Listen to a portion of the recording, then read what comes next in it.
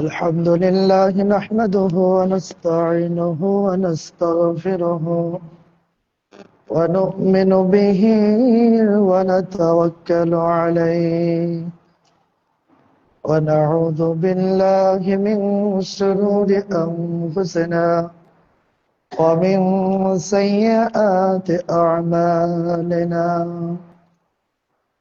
من يهده الله فلا مضل له ومن يضلله فلا هادي له ونشهد أن لا إله إلا الله وحده لا شريك له ونشهد أن محمدا عبده ورسوله الذي أرسله بالحق بشيرا ونذيرا وداعيا إلى الله بإذنه وسراجا منيرا أما بعد فإن خير الحديث كتاب الله وخير الهدي هدي محمد صلى الله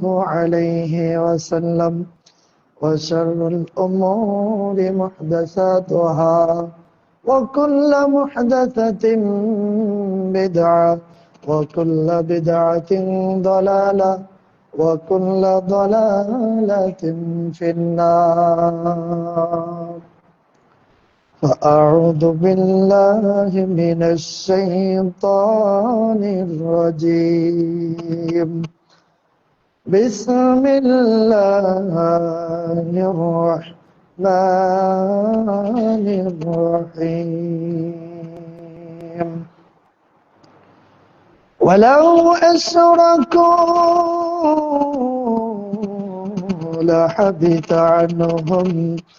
لحبط عنهم ما كانوا يعملون وقال الله تعالى في موضع آخر إن الذين يكفرون بالله ويقتلون النبيين بغير الحق ويقتلون الذين يأمرون بالقسط من الناس فبشرهم بعذاب أليم أولئك الذين حبطت أعمالهم في الدنيا والآخرة وما لهم من ناصرين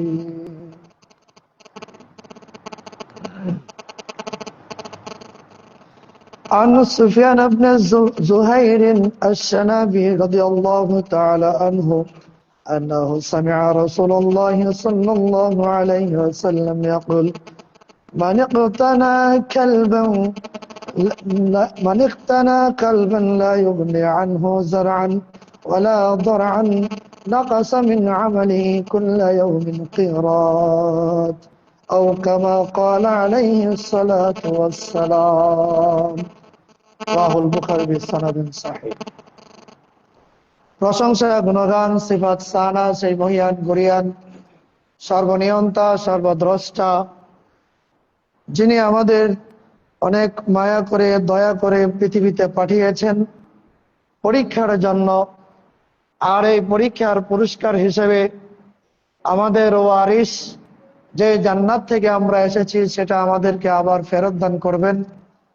যে মহান আল্লাহ তাআলা যারা পরীক্ষায় ফেল করবে তাদেরকে কঠিন শাস্তি থেকে শাস্তি তাদেরকে দান করবেন।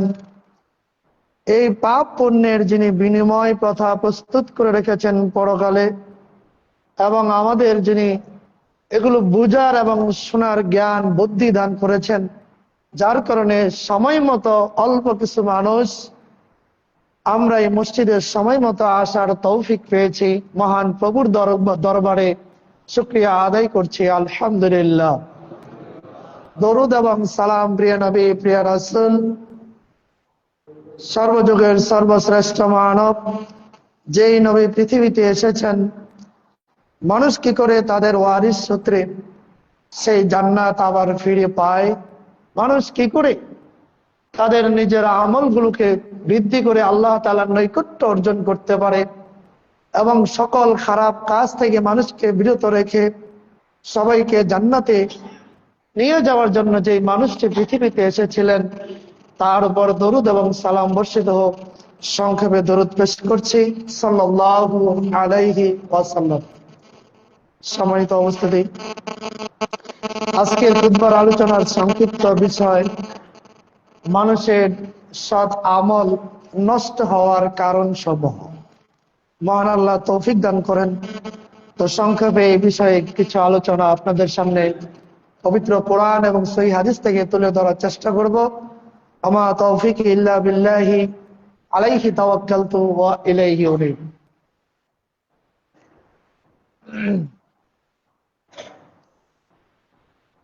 আমরা পৃথিবীতে যারা এসেছি, মানুষের মধ্যে বিভিন্ন প্রকার মানুষ রয়েছে যারা আল্লাহ তাআলার গোলামি করে আল্লাহ তাআলার হুকুম মানে, এরা এক প্রকার।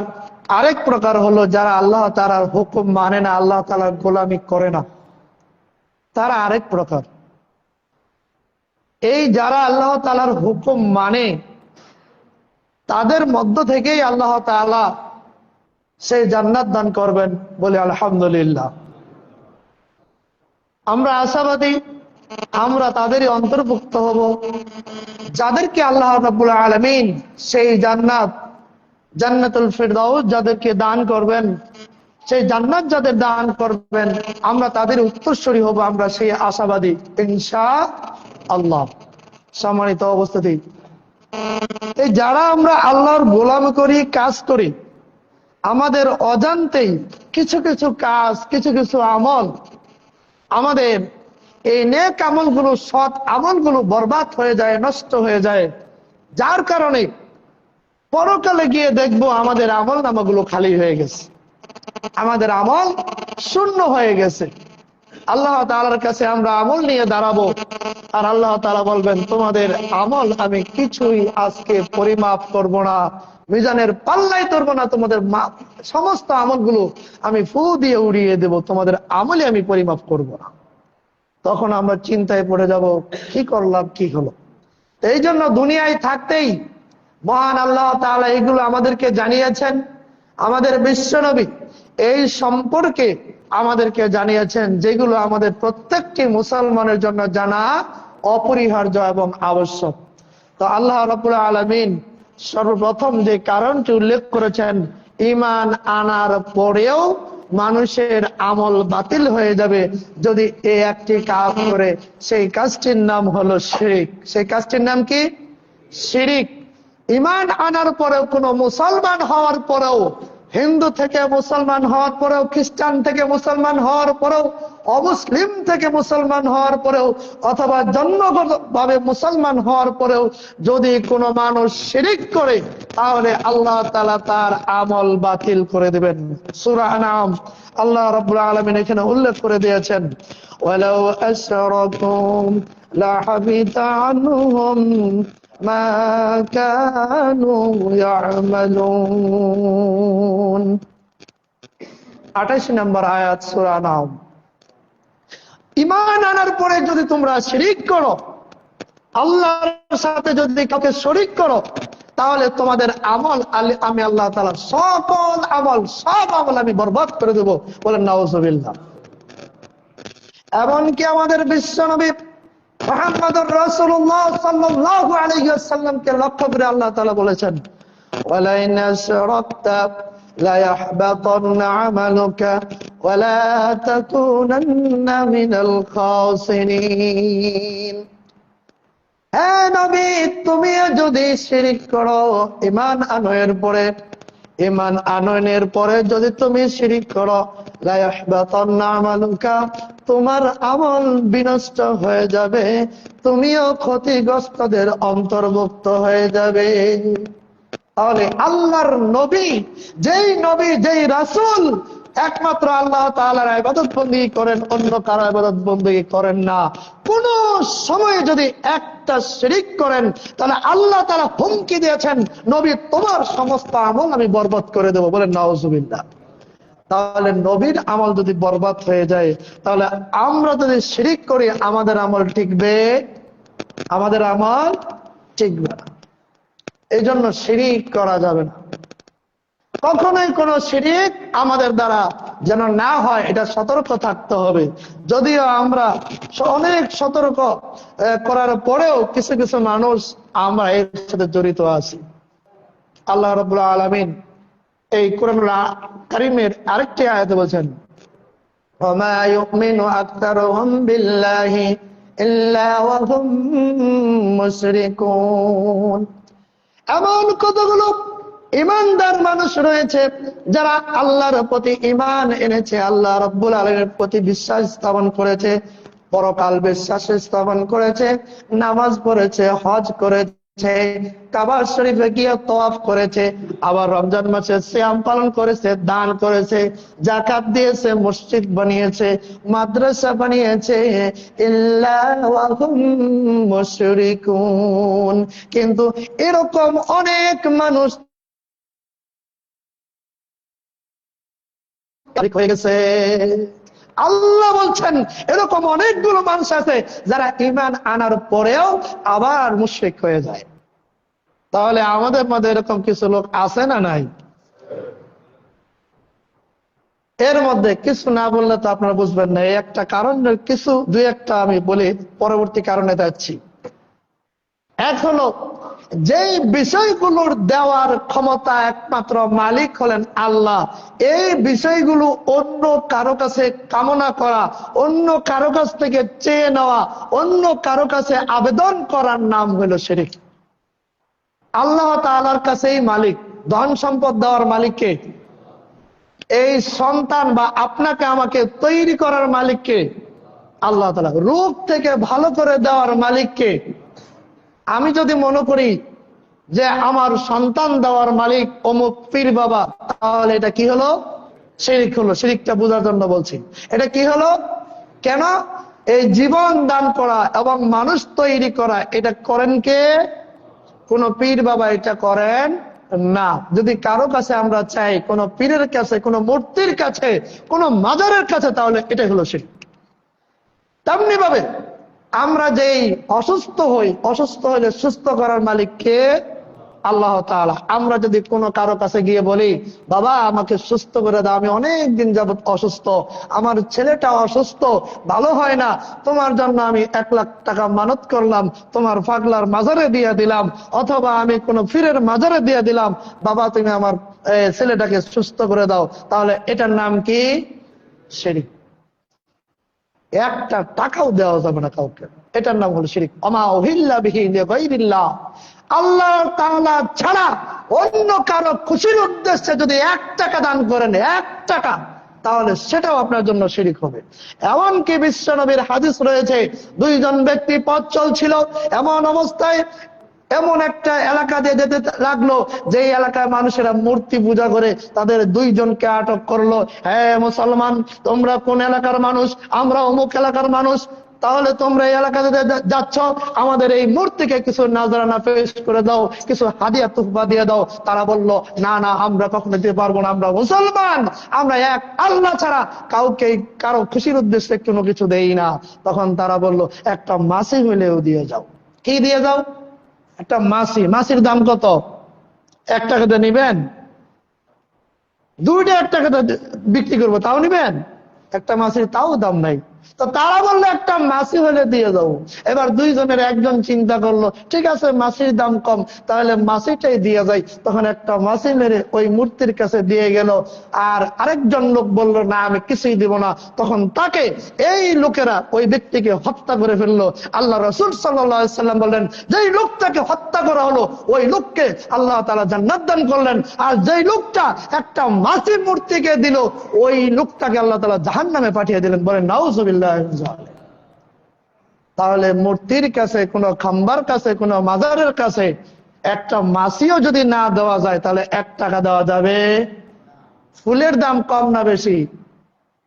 ফুলের দাম 1 টাকার চাইতে কম না বেশি? তাহলে ফুল দেওয়া যাবে?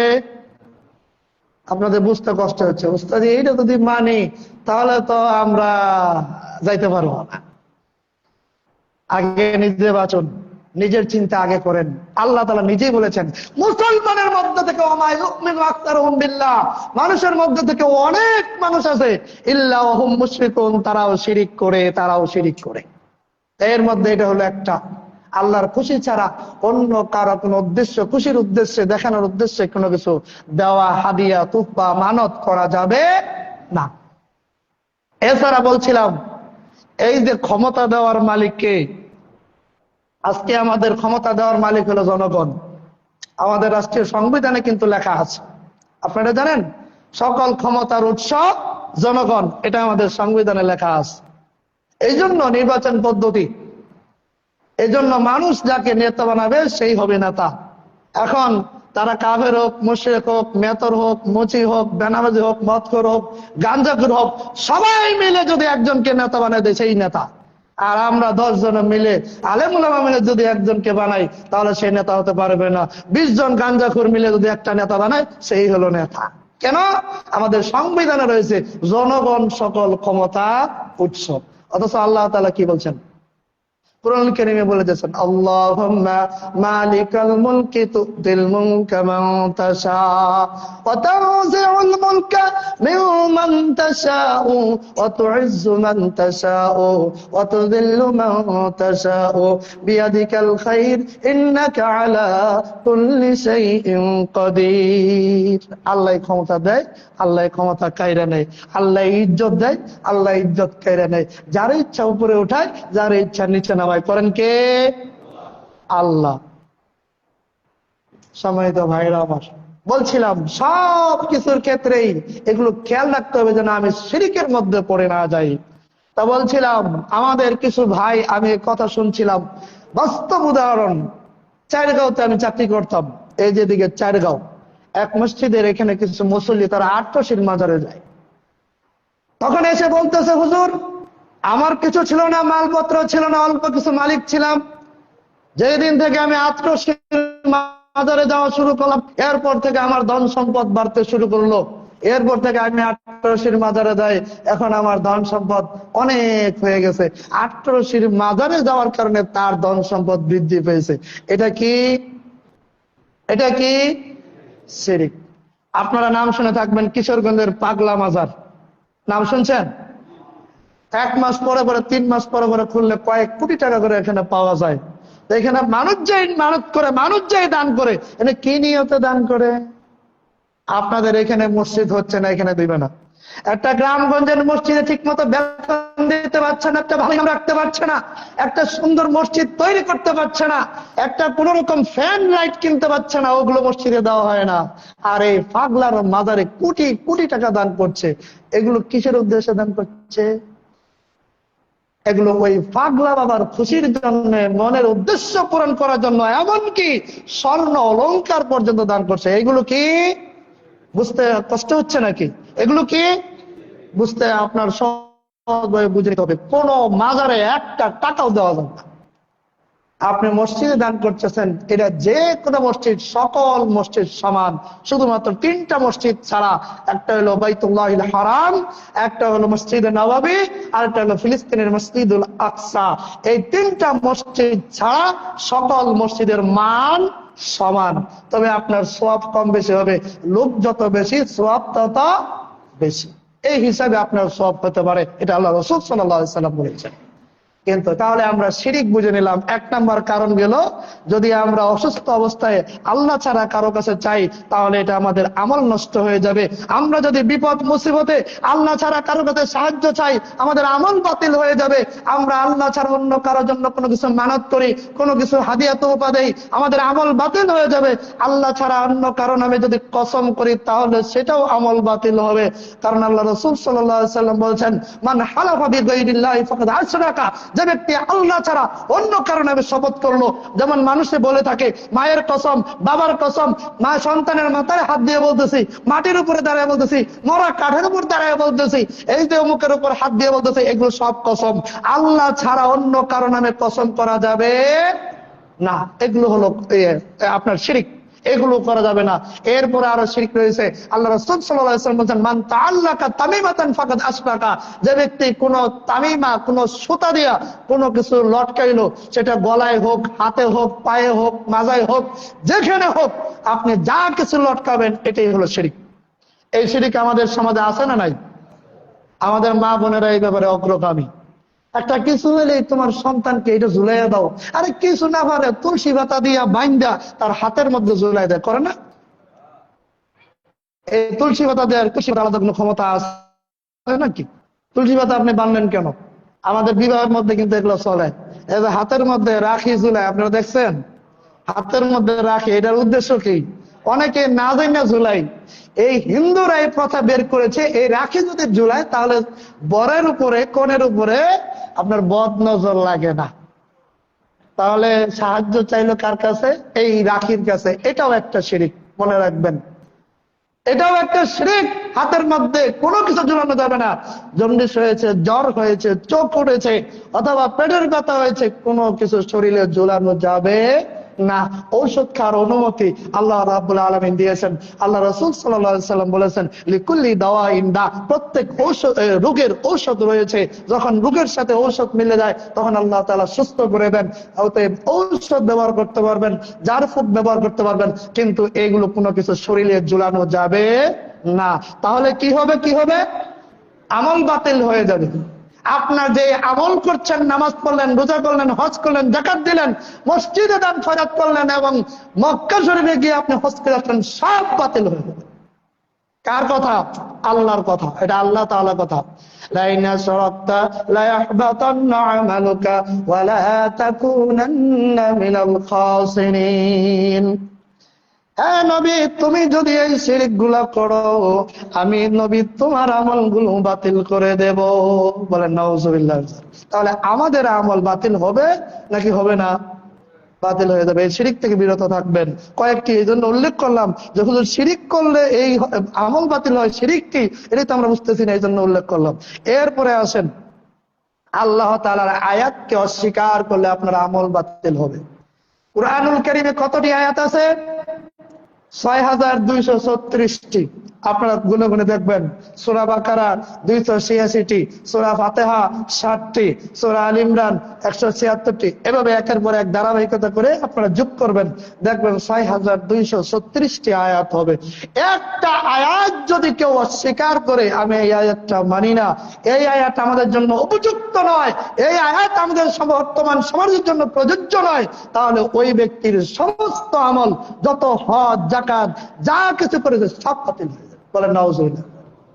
দলিল। এবার আসেন কোরআন কারীমে আল্লাহ তাআলা কি বলতেছেন। ইন্নাল্লাযীনা ইয়াকফুরুনা বিআয়াতিল্লাহি ওয়া ইয়াকতুলুনান নাবিয়্যিনা বিগাইরি হক। রব্বুল আলামিন ঘোষণা করেছেন, যে ব্যক্তি আমার আয়াতকে অস্বীকার করবে, আর যারা আমার নবীদেরকে যারা হত্যা করবে,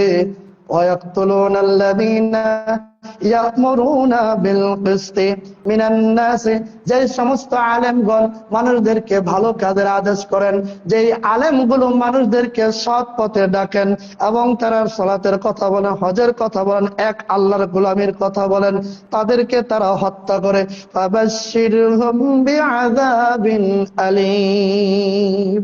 আল্লাহ বলেন তাদেরকে সুসংবাদ দাও, যন্ত্রণাদায়ক কঠিন শাস্তির সুসংবাদ দাও।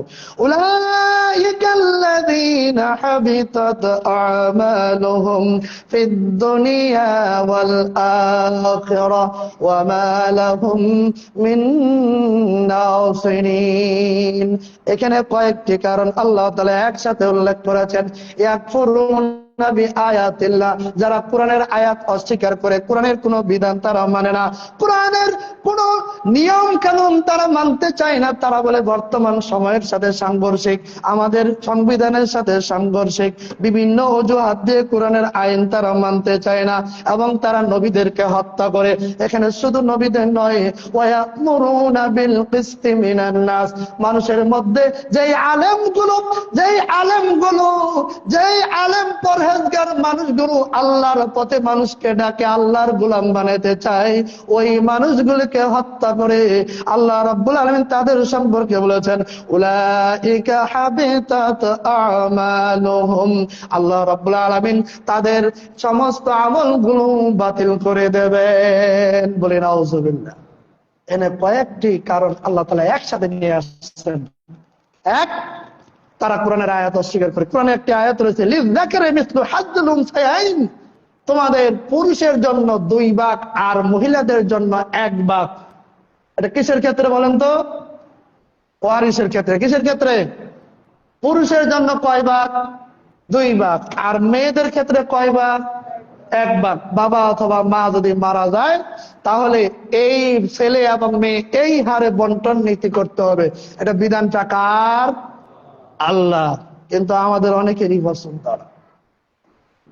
আমার বোনের বাড়িতে অংশ দিতাম, আবার খেতেও দিব, সব জায়গাতে এত হিসাব করে দিব, এত কিছু দেওয়ার লাগে না, তোরা তো আমি লালন পালন করে বিয়া দিছি, নে না তুই একটু কম করে নে। আর যদি বাগিনার একটু জোর করে ধরে না, পুরোটাই দেওয়া লাগবো, তাইলে তো কাম সারা। আর ওর সাথে সম্পর্কই নেই, কেটে দিচ্ছি। তাহলে আল্লাহর বিধান আমরা স্বীকার করলাম না আমরা অপছন্দ করলাম? বলেন, আল্লাহর বিধান স্বীকার করলাম না অপছন্দ করলাম? তবে এখানে কথা রয়েছে, মা বোনেরা আমার যারা আলোচনা শুনছেন, ভাইয়ের অংশ আনলে আরবিতে এটাকে বলা হয় সুফা। সুফা অর্থ হলো লগের ক্ষেত যার থাকবে, লগের হিস্সা, 1 খতিয়ানের অংশ, 1 দাগের অংশ যদি কারো থাকে, তাকে ছাড়া আপনি যদি বিক্রি করতে চান, অন্য কারো কাছে আগে বিক্রি করা যাবে না। এটা ইসলামে হারাম। আপনার দাগে ধরেন আমি আর আপনি ভাই বোন, তাহলে আপনার অংশ কিছু আমার ওখানে আছে। এখন আমি যদি বিক্রি করি, আগে আমাকে জানাতে হবে, ভাইয়া আমি তো জমিনটা বিক্রি করতে চাই, তুমি কি নিবা কিনা? তখন এই ভাই যদি বলে ঠিক আছে, আমার টাকা নাই, আমার সামর্থ্য নাই, তুই অন্য কারো কাছে বিক্রি কর, তাহলেই আপনি বোন অন্য কারো কাছে বিক্রি করতে পারবেন। নচেত অন্য কোনো দালালের মাধ্যমে, অন্য কোনো কোম্পানির কাছে, অন্য কারো কাছে বিক্রি করতে পারবেন না, তাহলে আপনি হারাম কাজ করেছেন। এটা ইসলামে বলা সুফা, এটা অধিকার। ইসলাম এটা অধিকার দিয়েছে। 2 ভাইয়ের একসাথে জমি, 1 ভাইয়ের সাথে আরেক ভাই দ্বন্দ্ব লেগেছেন, তারপরে আপনি দ্বন্দ্বের কারণে একজনের কাছে বিক্রি করে দিবেন, তোকে শায়েস্তা করবো। ভাই ভাইকে শায়েস্তা করে, যাতে জায়গা না দেয়, রাস্তা না দেয়, ও বিপদে পড়ে। এই জন্য কিছু আছে না এরকম, চাচা ভাতিজা, এরকম কিছু আছে। এটা নিষেধ। আপনার ক্ষেতের মধ্যে ক্ষেত, আপনার দাগের মধ্যে একই অংশ, আপনার খতিয়ানের একই অংশ, আগে তাকে জিজ্ঞাসা করতে হবে আপনি নিতে পারবেন কিনা। যদি উনি অপরাধ হয়, তখন অন্য কারোর কাছে বিক্রি করতে পারবেন। সম্মানিত মা বোনেরা, আপনারা এটা খেয়াল করে রাখেন। শুধু অংশ শুনলে এটা মনে করবেন না সব জায়গাতে নিতে পারবো। এখানে আল্লাহ তাআলা তিনি নমনীয় হতে বলেছেন সবাইকে। কারণ আত্মীয়তা সম্পর্ক বজায় রাখা এটা সুন্নত না নফল? বলেন তো, এটা কি? এটা ফরজ। এটা ফরজ। সহিহ বুখারীতে আল্লাহ রাসূল সাল্লাল্লাহু আলাইহি সাল্লাম একটি হাদিস বলেছেন, আল্লাহ রাব্বুল আলামিন যখন এই আত্মীয়তার সম্পর্কটাকে তৈরি করলেন, তখন এই আত্মীয়তার সম্পর্ক খাসিরুল্লাহ আল্লাহ তাআলার তুমরকে জড়ায়া ধরলো। কি ধরলো? সহিহ বুখারীর হাদিস, আল্লাহ তাআলার তুমর জড়ায়া ধরলো আত্মীয়তার সম্পর্ক। তখন বললেন, কি ব্যাপার, কি ব্যাপার, ব্যাপার কি তোমার, তুমি আমার কোমর জড়ায় ধরছো কেন? আল্লাহ তাআলা আত্মীয়তার সম্পর্ককে বলছেন। তখন সম্পর্ক বলতেছে, আল্লাহ দুনিয়াতে আমাকে পাঠাইবা, ভাই ভাইয়ের সাথে আত্মীয় করবে, তখন ভাই ভাইয়ের সাথে সম্পর্ক ছিন্ন করবে, বোন ভাইয়ের সাথে সম্পর্ক ছিন্ন করবে, বাবা ছেলের সাথে সম্পর্ক ছিন্ন করবে, মা তার সন্তানের সাথে সম্পর্ক ছিন্ন করবে, বিভিন্ন সম্পদের কারণে, বিভিন্ন লাভের কারণে, বিভিন্ন স্বার্থের কারণে চাচা ভাতিজার সাথে সম্পর্ক ছিন্ন করবে, মামা ভাগিনার সাথে সম্পর্ক ছিন্ন করবে। আল্লাহ আমি দুনিয়া যেতে চাই না, তুমি আমার দুনিয়াতে পাঠাইও না। তখন বলছে যে না, তুমি দুনিয়াতে যাও। মান কাতাহুল্লাহ, যে ব্যক্তি মান ওয়াসালানি ওয়াসালাহুল্লাহ ওয়া মান কাতাআনি কাতাহুল্লাহ। তখন আল্লাহ তাআলা বলে দিলেন, হে আত্মীয়তার সম্পর্ক, হে তুমি দুনিয়াতে যাও, যে তোমার সাথে সম্পর্ক রাখবে আমি আল্লাহ নিজে তার সাথে সম্পর্ক রাখবো, আর যে তোমার সাথে সম্পর্ক রাখবে না আমি আল্লাহ তার সাথে সম্পর্ক বিচ্ছেদ করে দেবো। বলেন নাউজুবিল্লাহ। তাহলে বাইকে রাগান্বিত করে আরেক জায়গায় যদি কোনো বোন বিক্রি করে, তাহলে তার সাথে আল্লাহর সম্পর্ক বিচ্ছেদ হয়ে যাবে। বলেন নাউজুবিল্লাহ। আপনি একদিক দেখবেন না, আরেক দিকে দেখতে হবে। তো বলছিলাম এখানে কয়েকটা কারণ আপনার আমল নষ্ট হওয়ার কারণ, তার মধ্যে একটা হলো স্বীকার করা, ভাইয়ের জন্য 2 ভাগ, বোনের জন্য 1 ভাগ, সাধ্য মতো চেষ্টা করে যেতে হবে। ফিতনা ফাসাদের যুগ থাকতেই পারে, খালি খুঁচায় খুঁচায় আরেকজন খালি আপনার বিরুদ্ধে লাগাই দিতে পারে। তারপরে যথাসম্ভব চেষ্টা করে যেতে হবে যাতে পরিপূর্ণ হক তারটা আমি দিয়ে যেতে পারি। আল্লাহ তাআলা আমাদের এই হকটা আদায় করা তৌফিক দান করুন, আল্লাহুম্মা আমিন। এরপরে বলছিলাম আরেকটি, ওয়ায়াকতুলুনান নাবিয়্যিনা বিগাইরিল হক, নবীদেরকে হত্যা করা। এখন নবী নেই। ওয়ায়াকতুলুনাল্লাযীনা ইয়া'মুরুনা নাসা বিল কিসতি, যারা মানুষকে আল্লাহর পথে রাখে। এরা কারা? এরা হলেন সমাজের আলেমগণ, পরহেজগার মানুষগণ, যারা চায় এই পৃথিবী যার সৃষ্টি, হুকুম চলবে তার, এই পৃথিবী যার সৃষ্টি, বিধান চলবে তার, এই পৃথিবী যার সৃষ্টি, সমস্ত জায়গায় হুকুম চলবে তার। তাদেরকে দৌড়ে দৌড়ে হত্যা করে, তাদেরকে ক্রস ফায়ার দেওয়া হয়, তাদেরকে গুলি করে নদীতে ফেলে দেওয়া হয়, তাদেরকে গুলি করে বোম বাস্টিং করে দুনিয়া থেকে বিদায় করে নেওয়া হয়। আল্লাহ তাআলা বলছেন, এরা যদি মুসলমান হয়, এই আলেমদেরকে যারা হত্যা করবে, এই ধরনের নেককার মানুষদেরকে যারা হত্যা করবে, আল্লাহ বলছেন তাদের আমলগুলো আমি আল্লাহ বাতিল করে দেবো। বলেন নাউজুবিল্লাহ। তাহলে নেককার কোন মানুষের বিদ্রোহী করা যাবে না। কারণ সহিহ বুখারীর 5005 নম্বর একটি হাদিস আপনারা দেখতে পাবেন, মান আদা লি ওয়ালিয়ান ফাকাদ আযানতুহু বিল হারব। যে ব্যক্তি আমার এই পরহেজগার মুমিনদের বিরোধিতা করবে, আমি আল্লাহ তার বিরুদ্ধে লেগে গেলাম। যারা তাদের বিরুদ্ধে লাগবে, আমি আল্লাহ তাদের বিরুদ্ধে লাগলাম। দেখি তোমরা কি পারো। তাহলে আলেম ওলামাদের বিরোধিতা করা যাবে? কথাটা বুঝতে পারেন? সহিহ বুখারী খুলে দেখবেন বাড়িতে, আপনারা এখান থেকে গিয়ে এগুলো যাচাই করবেন। মান আদা লি ওয়ালিয়ান, যারা আমার ওলি, যারা আমার বন্ধু, যারা আমার পরহেজগার মুমিন, যারা আলেম ওলামা, তাদের বিরুদ্ধে যারা যুদ্ধ ঘোষণা করবে, তাদের বিরুদ্ধে যারা হাত করা পড়াবে, তাদেরকে যারা হত্যা করবে, আযান ফাকাদ আযানতুহু বিল হারব, আমি আল্লাহ ওই মানুষগুলোর বিরুদ্ধে যুদ্ধ ঘোষণা করলাম। বলেন নাউজুবিল্লাহ। তাহলে তাদের বিরুদ্ধে আমাদের যুদ্ধ ঘোষণা করা যাবে না। এটা আল্লাহ রাব্বুল আলামিন কুরআন কারীমে বলে দিয়েছেন যে আমি তাদের বিরুদ্ধে যুদ্ধ ঘোষণা করলাম, কিন্তু এই সূরার মধ্যে বলে দিয়েছেন উলাইকা হাবিতাত আমালুহুম, যারাই তাদের বিরুদ্ধে লাগবে আমি আল্লাহ তাদের আমল বিনষ্ট করে দেব ফিদ দুনিয়া ওয়াল আখিরা, এবং পরকালে তাদের জন্য কোনো নাসিরিন ওয়া মা লাহুম মিন নাসিরিন, কোনো সুপারিশকারীও তাদের জন্য থাকবে না যে জাহান্নাম থেকে তুলে নিয়ে জান্নাতে ঢোকাবে, এরকম কোনো সুপারিশকারীও থাকবে না। বলেন নাউজুবিল্লাহ মিন যালিক। এরপরে আসুন বিশ্বনবী সাল্লাল্লাহু আলাইহি ওয়াসাল্লাম আরো কিছু লোকের কথা বলে দিয়েছেন, যেটা আল্লাহ তাআলা কুরআন কারীমে বলেছেন, আরাআইতাল্লাযী ইউকাযযিবু বিদ্দীন فذلك الذي يدع اليتيم ولا يحض على طعام المسكين فويل للمصلين الذين هم يراءون الذين هم عن صلاتهم ساهون الذين هم يراءون ويمنعون الماعون الذين هم يراءون, যারা সব ভালো কাজ করে মানুষকে দেখানোর জন্য, যারা মানুষের খুশির জন্য, মানুষ ভালো বলবে এই জন্য যারা কাজ করে, তাদের আমল আল্লাহ তাআলা বাতিল করে দিবেন। বিশ্বনবীর একটি হাদিস সহিহ আত-তারগীব ওয়াত-তারহীবের 22 নম্বর হাদিস আপনারা খুলে দেখবেন। আল্লাহ রাসূল বলেছেন, কিয়ামতের মাঠে সর্বপ্রথম একজনকে হাজির করা হবে, যেই লোকটা ছিল মস্ত বড় একজন আলেম, মুফতি, ফকিহ, যিনি মানুষকে ওয়াজ করে বেড়াতো, মানুষের মাঝে বড় বক্তা ছিল, বড় মুহাদ্দিস মুহাক্কিক মানুষ ছিল। কিয়ামতের মাঠে ওই ব্যক্তিকে নিয়ে আসা হবে। আল্লাহ তাআলা বলবেন, হে মুহাদ্দিস সাহেব, তোমাকে দুনিয়াতে অনেক কিছু দিয়েছিলাম, অনেক তোমাকে নিয়াজ নিয়ামত দিয়েছিলাম, তুমি স্মরণ করো। তখন বলবে, হ্যাঁ আল্লাহ, আমি তো মানুষকে এগুলো পৌঁছায় আছি, তোমার সমস্ত কথা আমি মানুষের কাছে পৌঁছায় আছি, আমাকে জান্নাত দান করো। তখন আল্লাহ তাআলা বলবেন, তুমি আমার খুশির জন্য করো নাই, মানুষ যাতে তোমাকে বড় বক্তা বলে, মানুষ যাতে তোমাকে বড় আলেম বলে, মানুষ যাতে তোমাকে গ্র্যান্ড মুফতি বলে, এই জন্য তুমি করেছ। আজকের দিনে হে আলেম, হে বক্তা, তোমার জন্য কিছু পাওনা নাই, যাও তুমি জাহান্নামে চলে যাও। বলে নাউজুবিল্লাহ। একজন আলেমকে ডাকা হবে কিয়ামতের মাঠে। এরকম আলেম আছে না নাই? এটা হতে পারে আমরা জানি না। আমরা একজনকে বলতে পারবো না অমুক আলেম লোক দেখানোর জন্য ওয়াজ করতেছে, অমুক আলেম লোক দেখানোর জন্য কাজ করতেছে, এটা বলতে পারবো না। কিন্তু আছে, এটা প্রমাণ হলো আল্লাহ রসুলের এই হাদিস। প্রমাণ কি? আল্লাহ রসুলের এই হাদিস। সহিহ আত-তারগীব ওয়াত-তারহীবের 22 নম্বর হাদিসটা খুলে দেখবেন।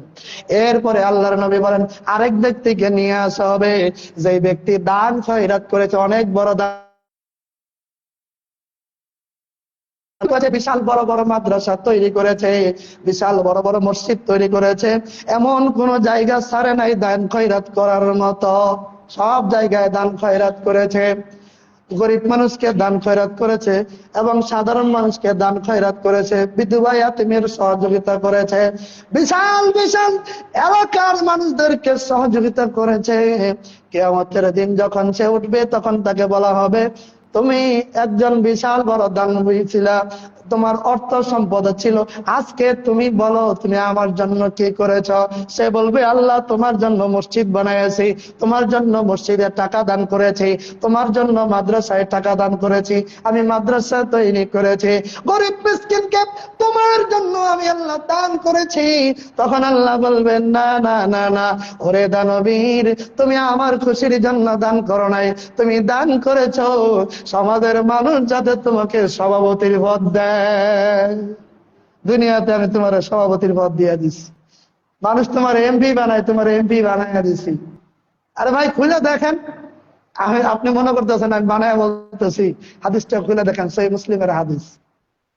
আল্লাহ তাআলা দানবীরকে বলবেন, তুমি আমার খুশির জন্য দান করো নাই, তুমি মাদ্রাসা তৈরি করেছ নিজের সুনামের জন্য, মাদ্রাসা মসজিদের টাকা দান করেছ নিজের সুনামের জন্য, তুমি পদ ধরে রাখার জন্য টাকা পয়সা দান করেছ, তোমাকে যদি পদ না দেওয়া হয় তাহলে তুমি রাগ করেছ, আমি আল্লাহ তোমার পদ দিয়েছি, তোমার সম্মান বাড়ায় দিয়েছি, যা দিয়েছি দুনিয়াতে সব দিয়ে দিয়েছি, এখন আর তোমার কিছুই নাই, যাও তুমি জাহান্নামে যাও। বলে নাউজুবিল্লাহ। 3 নম্বরে আরেকটা লোককে দান ডাকা হবে কিয়ামতের মাঠে। ওই লোকটাকে আল্লাহ তাআলা ডাকবেন, সে ব্যক্তি হলো শহীদ ব্যক্তি, যোদ্ধা ব্যক্তি, যে ব্যক্তি আল্লাহর দ্বীনের জন্য যুদ্ধ করতে করতে শহীদ হয়ে গেছে, নিজে বোমা ফাটিয়ে নিজে মরে গেছে। তখন তাকে বলা হবে, তুমি আমার জন্য কি করেছ? শহীদ ব্যক্তি বলবে, আল্লাহ তোমার জন্য আমার সব ধন সম্পদ খরচ করে দিয়েছে, এবং তোমার জন্য কোরআনের মাদ্রাসায় দিয়েছি, মসজিদে দিয়েছি, সবকিছু আমি করেছি, শেষ পর্যন্ত আমার জীবনটা তোমার ইসলামের জন্য যুদ্ধ করতে করতে শহীদ করে দিয়েছি। তখন আল্লাহ বলবে, না না, তুমি আমার জন্য করো নাই, তোমাকে যাতে পরে তুমি একজন বড় মেজর, তুমি একজন বড় জেনারেল, তুমি সেনা প্রধান, তুমি দেশের একজন বড় বীর বাহাদুর, তুমি একজন বড় শাসক, তুমি খুব শক্তিশালী শাসক, এই জন্য তুমি করেছো। দুনিয়াতে আমি তোমারে বড় সেনা প্রধান বানাইয়াছিলাম, তুমি যুদ্ধ করেছো নিজের বীরত্ব প্রকাশ করার জন্য, আমি আল্লাহর জন্য, তুমি যুদ্ধ করো নাই, এই জন্য আজকে কিয়ামতের মাঠে তোমার কোনো পাওনা নাই, তুমি যাও, তুমি জাহান্নামে চলে যাও। বলে নাউজুবিল্লাহ। তাহলে নামাজ, এই হজ, যাকাত, এগুলো কার খুশির জন্য করতে হবে? যদি মানুষের খুশির জন্য করি তাহলে আমাদের আমল থাকবে না বাতিল হবে? তাহলে আল্লাহর খুশির জন্য ছাড়া আপনি যা কিছু করবেন আপনার আমল বাতিল হয়ে যাবে। এরপরে বিশ্বনবী সাল্লাল্লাহু আলাইহি সাল্লাম আরেকটি কথা বলেছেন। عن سفيان بن زهير السنابي رضي الله تعالى عنه أنه سمع رسول الله صلى الله عليه وسلم يقول من اقتنى قلبا لا يغني عنه زرعا ولا ضرعا نقص من عمله كل يوم قيراط। আল্লাহর নবী সাল্লাল্লাহু আলাইহি ওয়াসাল্লাম বলেছেন, সহিহ বুখারী 3325 নম্বর হাদিস, যেই ব্যক্তি কুকুর লালন পালন করবে, কোন প্রশিক্ষিত কুকুর ছাড়া, কোন এরকম গোয়েন্দা বাহিনীতে ব্যবহার করা ছাড়া, ক্ষেত পাহারা দেওয়া বা কোন ওইরকম পাহারা দেওয়া কুকুর ছাড়া যে ব্যক্তি কোন বাড়িতে কুকুর লালন পালন করবে, আল্লাহ রাব্বুল আলামিন প্রত্যেক দিন তার আমল নামা থেকে এক কিরাত করে আমল আল্লাহ তাআলা নষ্ট করে দেবেন। বলি নাউজুবিল্লাহ। তাহলে কুকুর পালা যাবে না, বাড়িতে কুকুর রাখা যাবে না। অনেকে কুকুর খাওয়াইতে পারেন, এটা পুড়ে গেছে, মরে গেছে, খুদায় কষ্ট হচ্ছে, এই হিসাবে আপনি দিচ্ছেন। কিন্তু বাড়িতে যদি থাকে, আরেকটা হাদিস রয়েছে এই কুকুরের ব্যাপারে, যে লা তাদখুলুল মালাইকাতু বাইতান ফীহি কালবুন ওয়ালা সূরা, সহিহ মুসলিমের হাদিস, যে ওই বাড়িতে রহমতের ফেরেশতা প্রবেশ করবে না যেই বাড়িতে কুকুর থাকবে, যেই বাড়িতে মানুষের ছবি মূর্তি থাকবে, কোন প্রাণীর ছবি মূর্তি থাকবে, ওই বাড়িতে আল্লাহ রহমতের ফেরেশতা প্রবেশ করবে না। এটা হলো কুকুর পাললে এই ক্ষতি, অতএব কুকুর আপনারা লালন পালন করবে না। আরেকটা হলো হিংসা করা, ইয়াকুমুল হাসাদা। আবু দাউদের একটি হাদিস রয়েছে, ফাইনাল হাসাদা ইয়াকুলুল হাসানাত, নিশ্চয় আপনার সৎ আমলগুলো খেয়ে ফেলে, তা কামা তাকুলুল হাসান কামা তাকুলুন নারুল হাতাব, যেমনি ভাবে আগুন কাঠকে পুরাইয়া কয়লা বানায়, আপনার হিংসা মানুষের সাথে যদি করেন, ওই হিংসা আপনার নামাজ রোজার সওয়াব খেয়ে ফেলে। বলেন নাউজুবিল্লাহ।